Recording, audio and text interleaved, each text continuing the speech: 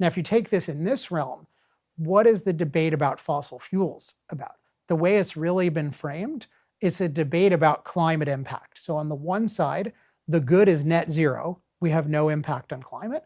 And the evil is we impact climate more. Right?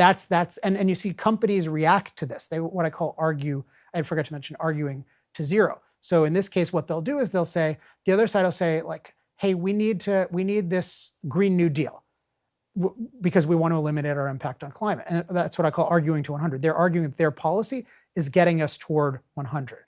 And then the other side will say, no. The Green New Deal is impractical because it costs $93 trillion. So what they're trying to do is they're trying to argue to zero. They're trying to shoot down the other person's idea for how to move in their direction, but they're not challenging the basic direction. It also goes in the other direction. So if the other side says like, let's ban fracking, they'll be like, oh, fracking's not as bad as you think. But it's zero. So they try to argue you down, you try to go back to zero. That's why I call it arguing to zero. Whereas arguing to 100 means you frame the conversation and you argue that your policies are bringing you toward the good thing. So in this case, notice that I've rejected this framing of eliminating our climate impact as the goal.